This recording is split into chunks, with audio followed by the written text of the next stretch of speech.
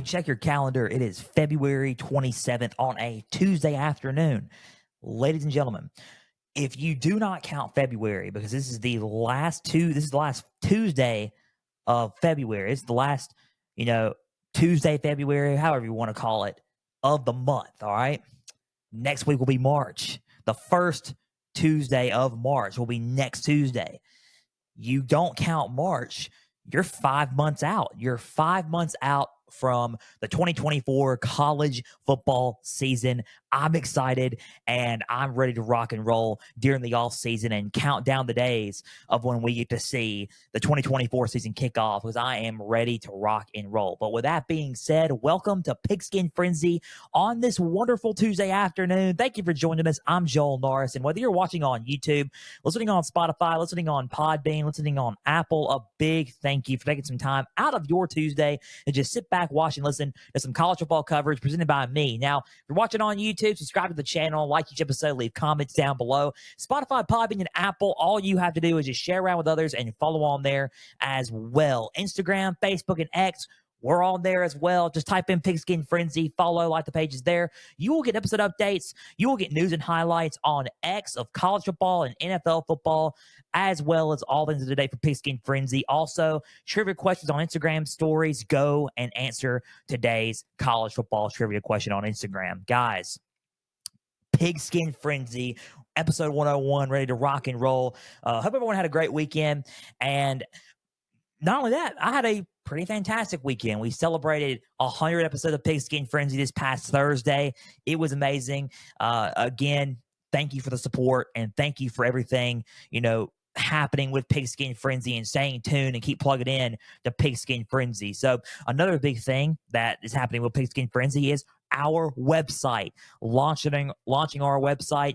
On that website is our home and about me page, about me and about my background in podcasting and in sports media. There's a affiliations and partnership page, which I will announce and promote that on my podcast coming soon.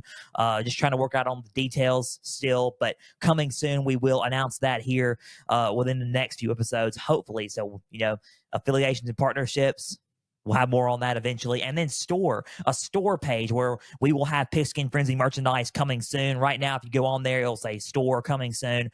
Haven't worked where we're still working on the details on that as well. But we will have everything out eventually. So where you can get Pigskin Frenzy merch. It's all on there. www.pigskinfrenzy.weebly.com. Go on there, leave comments and leave messages down below, and talk to me, because I will answer. I'll answer everything, and I can answer everything on all the platforms and everything on the podcast. So let's get down to it. Last week's podcast episode was Pigskin Frenzy's top 50 games of the 2023 college football season. We discussed it. We did 50 through 41. I said that we're going to do a continuation of it. I said we're going to keep going, and we're going to keep going. This week, it's 40 through 31 of the top 50 games of the 2023 college football season, Frenzy's edition. So 40 through 31, and we're about to start here in a little bit. Just to, if you want to recap, if you want to just recap everything, and just talk about who we had last week. What you could do, instead of me just explaining it, you can go on Facebook, go on X, and see the posts I put on there, because I put that, and I will keep doing that on every Wednesday until we get through with our list. I put 50 through 41 of our list of top 50 games of the 2023 season on Facebook and on X. So if you want to go look at it and look at my list, go in there on Wednesdays and look at it in case you just missed it. But if you're joining us, listen in and keep on plugging into Pigskin Frenzy on all platforms. So let's kick it off with number 40. And interesting enough, you're going to think a little biased much. Listen, a lot of this list this week of 40 through 31 features some SEC competition and some SEC games, but a lot of the best games came from the SEC this season, especially 40 through 31. And I'm not going to say every list is to the SEC. Every ranking is not in the SEC right here, but a lot of it is, and we're going to talk about it right now. So number 40, Tennessee at Florida, and you're going to think, what? Tennessee at Florida? That game. Did you watch the game? I did watch the game. The game was hyped. It was a very good build. Florida came off of a huge loss to Utah and was wondering how are they going to get back in it. They went to Utah. They went to Salt Lake. They lost that game in Salt Lake, and they were wondering how are we, going to get back here? How are what's going to happen with their offense? They just got Graham Mertz and Ricky Pearsall was there. They had a lot of guys, and Kirk Herbstreit and Chris Fowler were calling the game. They were saying they have a lot of work to do before getting back here. Tennessee was riding a high wave of momentum. They were 1-1 entering the season. It was week 3 of the season. Tennessee was 2-0 entering, week 3, and it was a Gainesville game. Joe Milton was lighting it up until he wasn't in this game. And a lot of people were saying Florida's got to change a lot heading into this Tennessee game. They got to show us who they really could be. Florida did not have the best season, and they ended up not making a bowl game. They ended up going 5-7. But in those competitions, in those games, Florida was very competitive in every game that they played in. Florida showed fight in every game they played in. Just going to have to admit that. So in this game, it was a shocker. 29-16, Florida defeated Tennessee. And when you looked at the game, the overall, starting off, Florida was all over Tennessee. Tennessee could not get a hold of Florida. For the majority of the past 16 years, Florida has had Tennessee's number. Every now and then, Tennessee will pull off a win, just like in Joshua Dobbs in 2015, Hendon Hooker in 2022. This in 2023 was no different. Florida ended up, beating Tennessee, and on the field, playing wise, it was rough. It was pretty bad. Florida, if you want to look at the quarter by quarter, Tennessee scored 7 points, but Florida scored 6 in the second quarter. Huge jump. Florida scored 20 unanswered in the second quarter. Going into halftime, Tennessee scored a field goal. Florida didn't score anything. And then Tennessee scored 6 in the fourth. Florida scored 3. But the final score at the end of the game was 29-16. Florida defeated Tennessee. And the whole game was Florida was running the ball on them really well. Montrell Johnson, Trevor Etienne, who was now Trevor Etienne, at Georgia as their new running back. Trevor Etienne was. They were all over Florida. They were all over Tennessee. The Vols could not handle their rushing attack, and that rushing attack is what got them. It's what got them in this game. If you want to look at the team stats, when it came to rushing, 183 yards on the ground rushing, and they couldn't stop them. They couldn't stop them on the ground, and that was a very pivotal part of this football game. Tennessee was outmatched physically on both sides of the ball and could not do much. Joe Milton didn't play to the best of his abilities. He didn't play like everyone. He didn't play like he did the first 2 weeks, not against Virginia, and not in week 2. So it was quite different from what we saw from Joe Milton. And Joe Milton and how he played was tremendous. How he played in the Orange Bowl was tremendous. He certainly didn't play like that when they went to Gainesville. That was his first away game as a starter for Tennessee.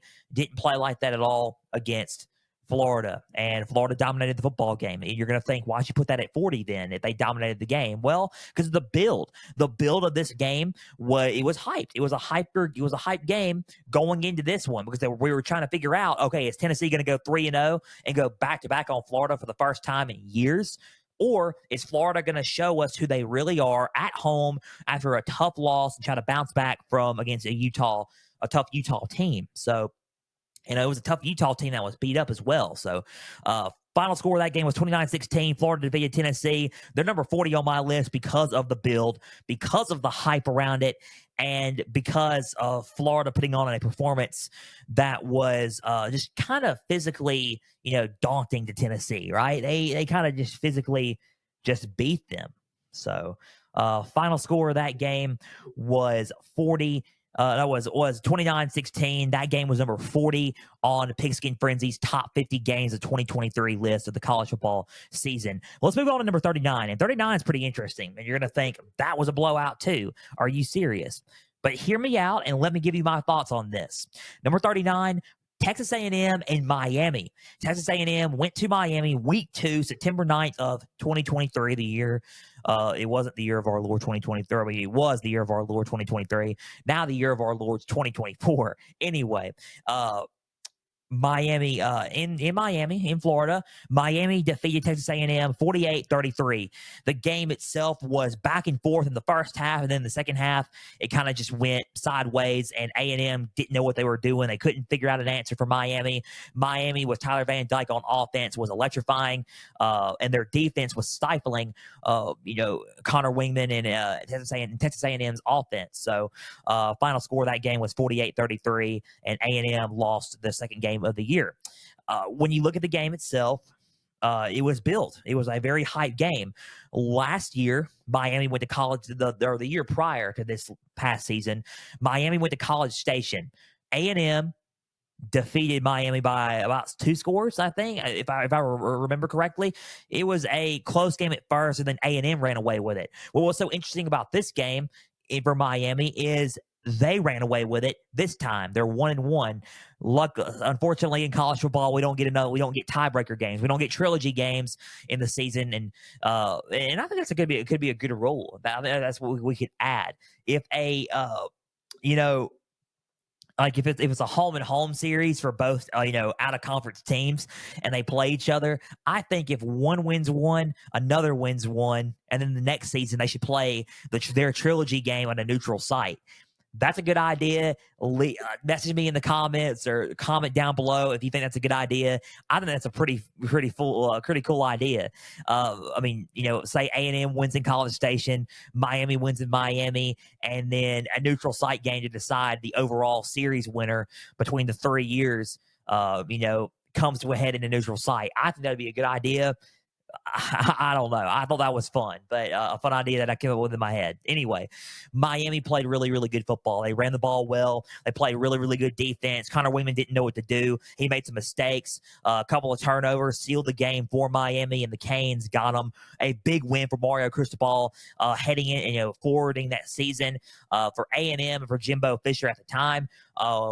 What they didn't know was this was starting the end of Jimbo Fisher's tenure at Texas A&M. So why is it at 39? Because of the moments going into the game. Because of how it was built. We covered this game actually. I think it was quite. I would say quite memorizing because of the build of both teams. It was 2 teams that were obviously going to be ranked in the top 25, and they were both 1-0 going into this contest. And you look at them and it's like, okay, this is not last year. Miami could finally find a way to compete with them, and Miami found a way to compete with them and then some. A&M didn't have an answer for Miami, and Miami said, we're not going to lose to A&M again this year. So I think the build of it at first, and it was a back and forth game in the first half, is what's going to put them on my list for me. I know the score and the result at the end of the game and the second half, part of the portion of the game didn't really show it. But Miami and A&M was a good game in the first half, and the build behind it was pretty solid. So that's why I put this game at number 39. So number 39, Texas A&M at Miami, with Miami defeating Texas A&M 48-33. That is number 39 of our top games of the season here at Pigskin Frenzy. Let's go with number 38. 38 is another SEC one, an all SEC one. Arkansas and Alabama. And you're going to think, okay, we could probably get behind that. And you probably have no choice but to get behind it on that one. This was a top 50 game, in my opinion. Alabama was dominating Arkansas throughout the first half, which was crazy because Alabama's memo throughout the whole season was second half comebacks. But in the first half, Alabama was all over Arkansas. Arkansas in the second half was the one that came back. Arkansas in the second half is the one that made it a game again. And it was like, 21 nothing. It was like 21 or 17 nothing at the half or whatever. And then all of a sudden, They come back and it's 17-14. Bama scores 24. Arkansas scores 21, and it's 24-21. And it's a back and forth game until the very end, until the fourth quarter. We see 24-21, and Arkansas has the ball. And you're like, oh, man, is Alabama about to get upset? Alabama, a few weeks back, lost to Texas. Okay, they already have one loss. This could be their season right here. Before we head into Tennessee, before we head into the LSU game, this could be their season. It's been tough for them so far throughout the season, battling adversity through a young team after the South Florida game, the Texas game, and this could be a daunting loss for Alabama, especially because Arkansas hasn't beaten Alabama, in about 17, 18 years. So it's quite daunting for Arkansas. So final score of that game was Alabama defeated Arkansas 24-21. Alabama won that game close. Arkansas, messed up late, and Bama got the turnover on downs late, and Alabama needed, and Alabama won the game. But it was a fight until the end. Arkansas played a really close game, and I think that's what put this on my list at 38 because of how back and forth the game was in the second half. And how good of a game it was, and how much of an underrated game it was in the first half. It was like Bama was going to run away with it, and then you just don't count out the Razorbacks, right? And that's why you love college football so much. It's why you love the game so much. It's why you enjoy just seeing stuff like this happen. You think it's over, but then you change the channel because it is over. Then you see on the ticker, wait, it's 17-14, or it's 21-21 tie ball game late in the game, and Arkansas come back and they scored, and we missed it because we thought the game was over. Just don't say it's over until it's actually over, guys. Bama defeated Arkansas 24-21. And that was the final score. Arkansas and Alabama was number 38 on my list because of that very reason. It was a game where you looked at it and you're like, okay, we're not going to sit here and and get run over by these guys. We're going to fight in the second half. And Sam Pittman surely showed that in this. Came back in the second half. They lost the game, but they came back in the second half to compete with Alabama, and that is what I liked in this game. So number 38, Arkansas at Alabama. Number 37, another Arkansas game, but this time it was between Arkansas and Alabama's rival, LSU. Arkansas at LSU. LSU defeated Arkansas 34-31. Last second field goal, a game-winning field goal for LSU by Damian Ramos. Iced the game, and LSU beat Arkansas 34-31 to win the game. It was tied.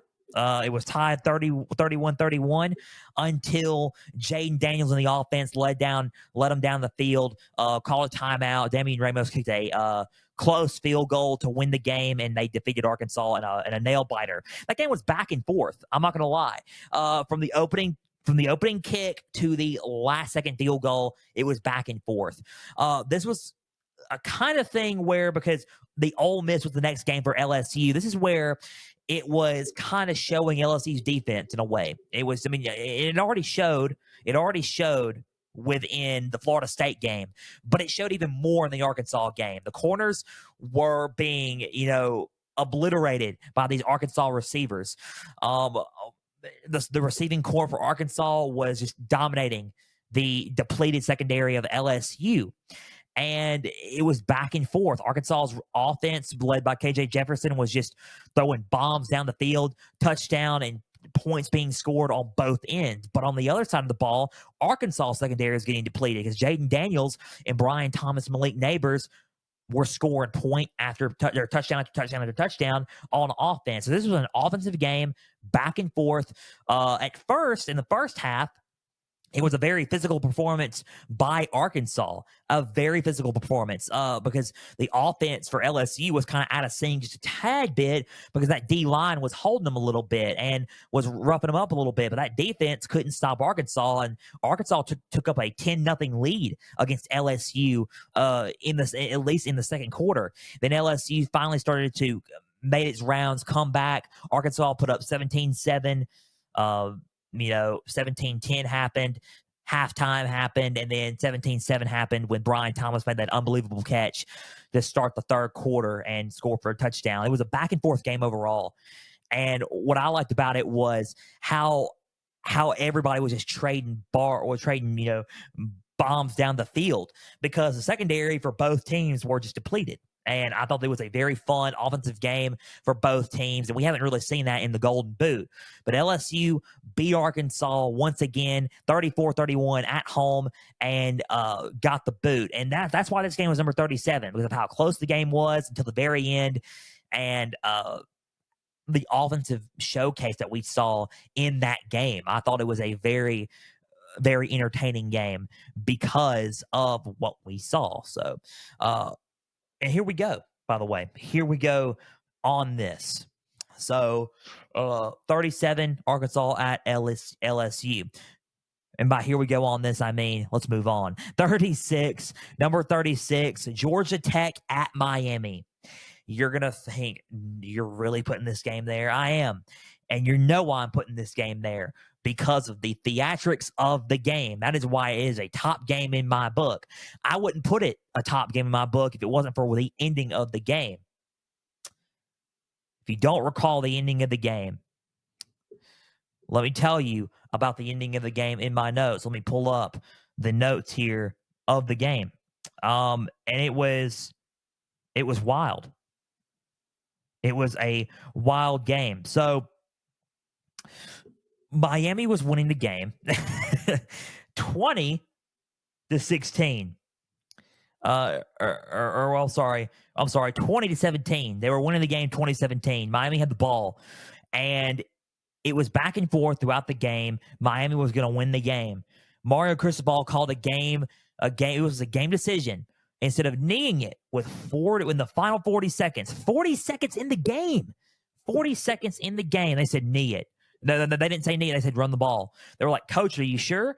We should need this. It's 40 seconds in the game. The game's in the bag. 40 seconds on the clock. You look at it, we're winning. Run the ball. They ran the ball. What happened?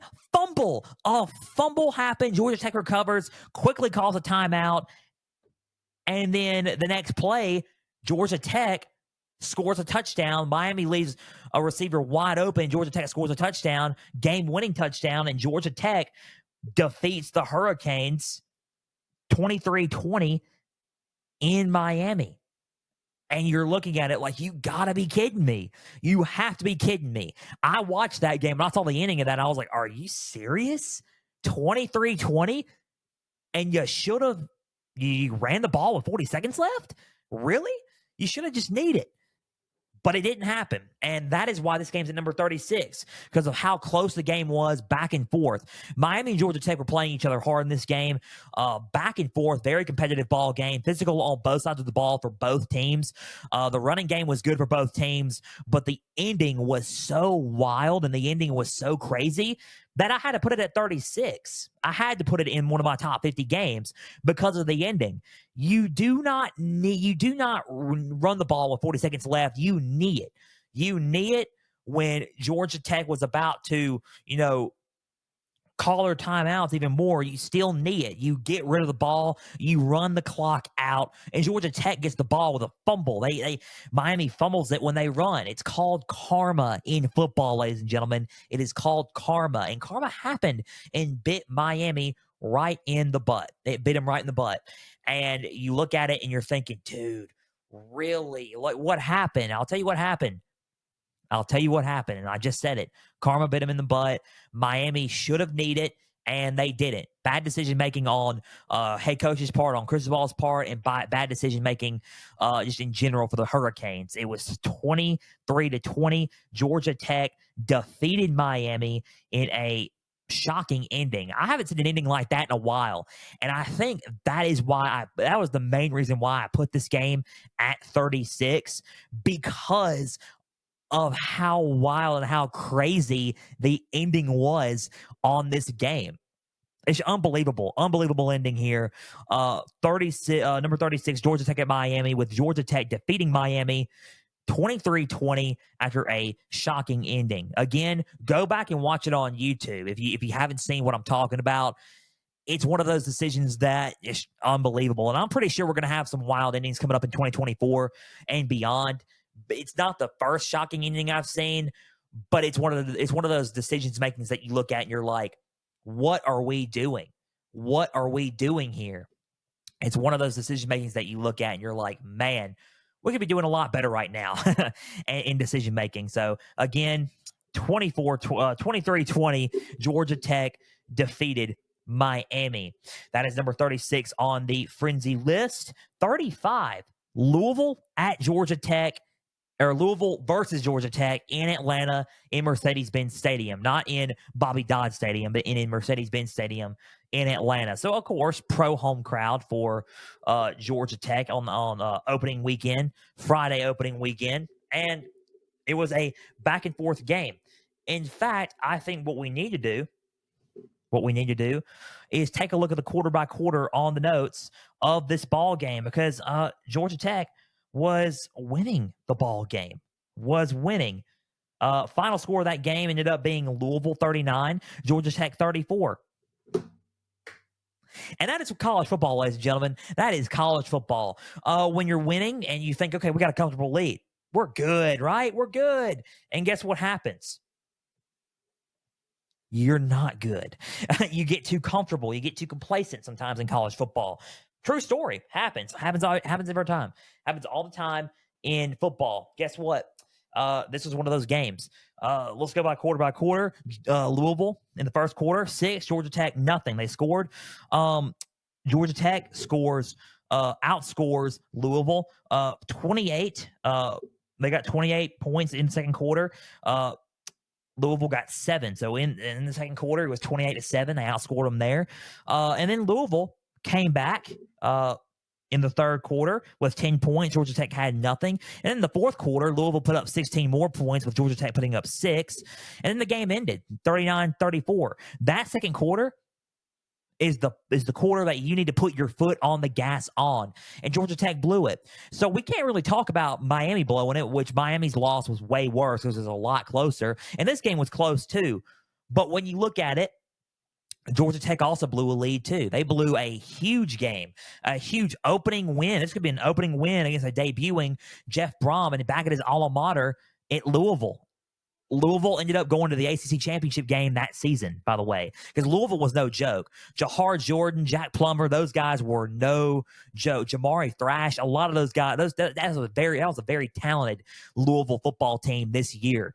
So it wasn't surprising watching Louisville beat Louisville winning this game. It was surprising that Georgia Tech blew a lead, right? It wasn't surprising that Louisville was going to come out as the victors because everyone thought Louisville was going to win this ball game to begin with, but Georgia Tech had a comfortable lead for a while, and then it ended up, just handing it back to Louisville and Louisville blowing it.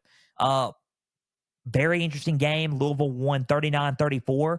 I thought it was an underrated contest in the opening weekend. I put it at 35 because of the second half comeback by Louisville, and those games are the ones that you live for, right? So 39-34, Louisville defeated Georgia Tech in Atlanta in Mercedes-Benz Stadium in Atlanta, Georgia. That was number 35 on my list because of the comeback from behind victory by the Louisville Cardinals, the ACC runner-ups behind ACC champion Florida State. So number 34 is Ole Miss and Mississippi State, the Egg Bowl. And I was at that game. I was at that game in Thanksgiving. I said I was going to be at that game, and I posted it. I posted about it. I was at that game. Last minute trip to Starkville on Thanksgiving, and the Egg Bowl was rocking. It was everything as advertised in Davis-Wade Stadium. That stadium is one of the most dynamic stadiums in college football. I encourage everybody to try to go to an SEC stadium because it's not really nothing like it in college football. Those cowbells were loud. They were rocking. The entrance by the entrance is by both State and Ole Miss. Riding the full wheeler was interim head coach Greg Knox, and it was Will Rogers' last game as a Bulldog, and it was senior night, fireworks, everything was going. Very chilly game. And it was a back and forth game on ESPN for both teams. Back and forth, very physical football game. A lot of calls were being missed. Uh, State ended up scoring late, making it 7-3. Ole Miss ended up coming back and finishing the game 17-7. Final score of that game was Ole Miss defeating Mississippi State 17-7. And then Ole Miss went on to the Peach Bowl to play Penn State, and they won the Peach Bowl and had an 11-win season for the first time in school history. That game was back and forth. I thought the atmosphere of it was great. This is truly a rivalry game. These two teams are not fans of each other, as you can tell. I saw a lot of commotion in the crowd between Ole Miss fans and between State fans, and it was rocking. It was an atmosphere full of adrenaline, full of hype between both fans of the two schools, and it was just nothing like it. I think the atmosphere was good. I think that the game itself was good. I thought Ole Miss presented a very good physical challenge to State.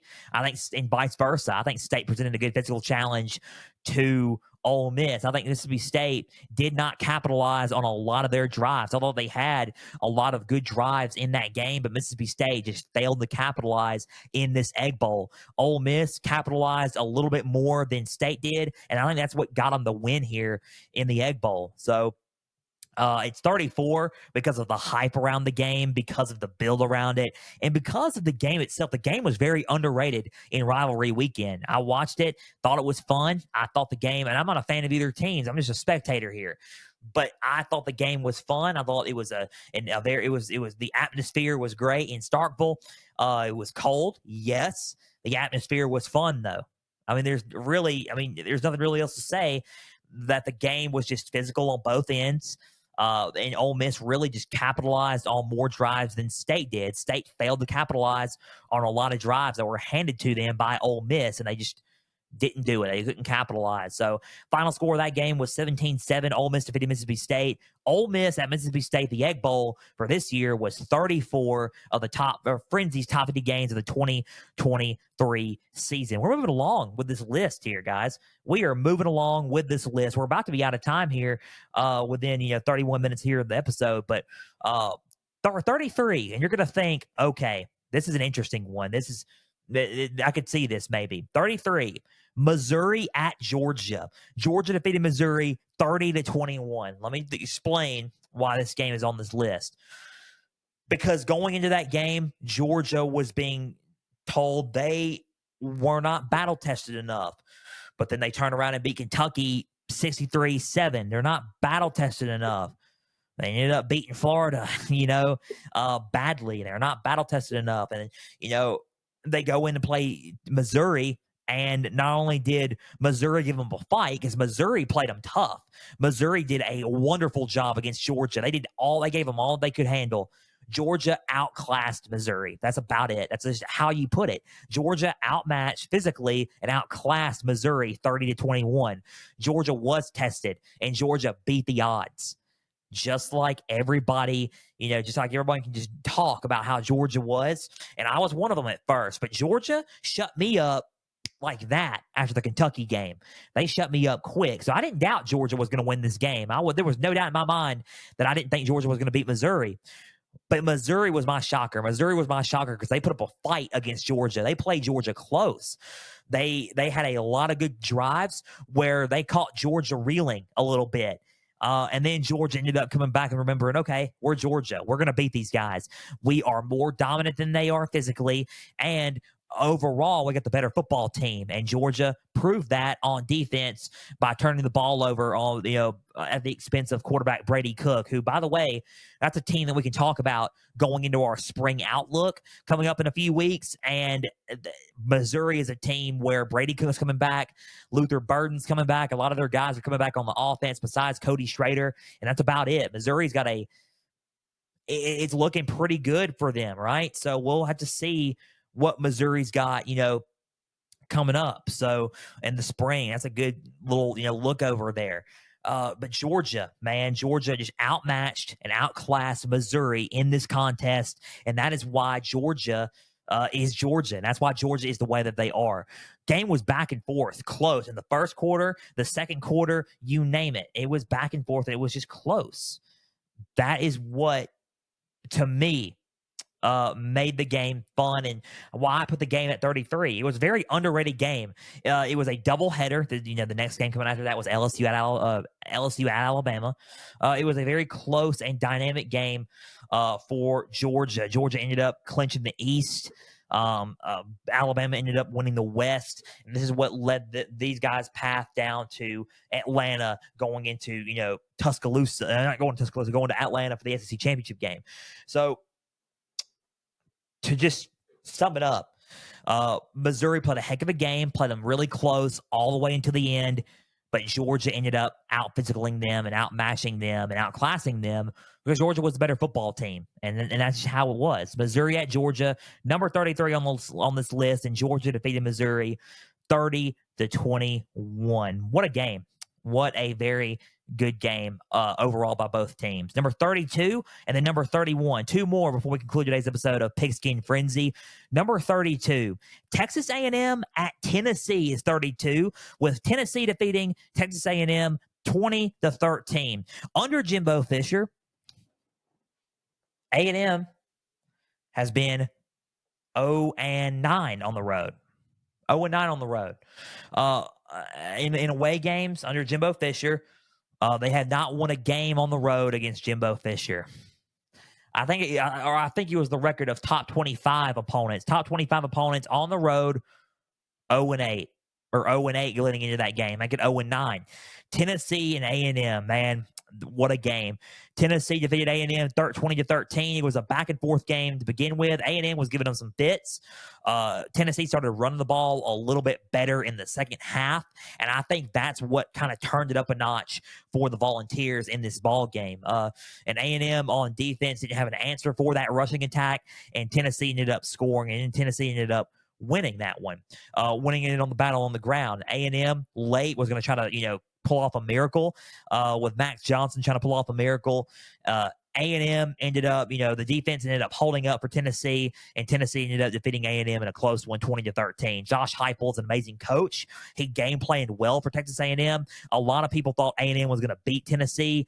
I had Tennessee winning that game to begin with, but as we covered that game, I think if I remember, I picked Tennessee to beat Texas A&M that game.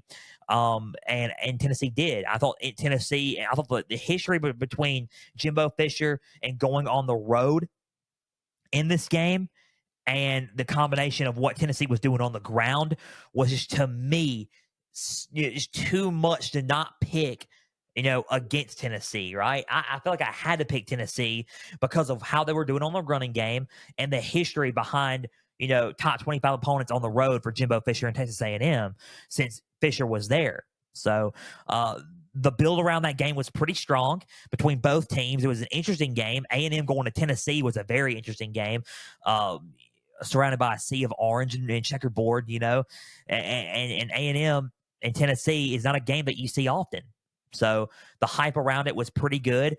Very close game, back and forth until the very end. Tennessee ended up getting a late score on the ground to ice the game, make it 20-13, and their defense just held up at the end of the game with Max Johnson turning the ball over on downs, and that was the game for Tennessee. So 20-13, Tennessee defeated Texas A&M. And number 32, Texas A&M at Tennessee, and the hype around it was amazing. I covered it. I thoroughly enjoyed that game, and I thoroughly enjoyed, the mixture of physicality from both sides in that game. So A&M at Tennessee was number 32 on my list of top 50 games in the 2023 college football season. Last but not least, 31 before we conclude today's episode of Pigskin Frenzy. And next week we will have 30 through 21 of the top 20 of the top 50 games of the 2023 season for Pigskin Frenzy. Number 31, before we conclude today's episode, is Stanford at Colorado.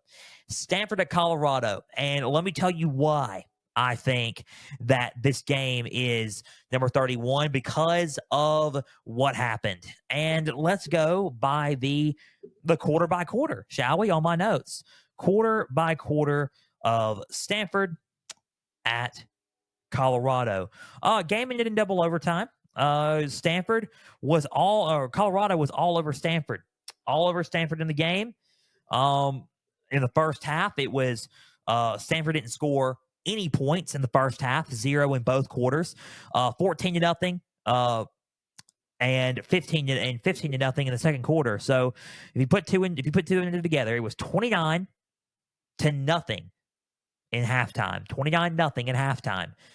They outscored them 29 to nothing in the first half. No unanswered. 29 unanswered against Stanford in the first half. Then you go in the second half and you were like, oh man, third quarter, Stanford has a new life. Colorado didn't score anything in the third quarter. Stanford scored 19 points. It was 29-19 in the third quarter. And then Colorado scored a touchdown. And then Stanford scored 17 points, 17-7. Stanford outscores Colorado, goes into overtime. Both teams score in overtime, 7-7. Colorado gets the ball back in double overtime. They miss, and then they miss their opportunity at scoring as Stanford's defense holds them. Stanford goes down, kicks a field goal, and wins the game. 46-43. Stanford defeats Colorado 46-43, and that is what starts the downward spiral for Coach Prime and the Colorado Buffaloes in the season. They're 4-2. Colorado was 4-2 after this game, and then they really hadn't won a game since. They hadn't won a game since then. I mean, since their last win. Ever since that game, they kept losing, and they lost the remainder of their schedule. They went 4-8 after that game. They're overall, they finished their record 4-8. That loss catapulted a downward spiral for the Buffaloes. 46-43, Stanford defeats Colorado, and it was a back and forth contest. I mean, Shedeur Sanders had 400 yards and 5 touchdowns in that game, and honestly, Ashton Daniels, Stanford's quarterback, 396 yards and 4 touchdowns. Unbelievable on both quarterbacks' parts and both teams' parts. Colorado was dominating in the first half.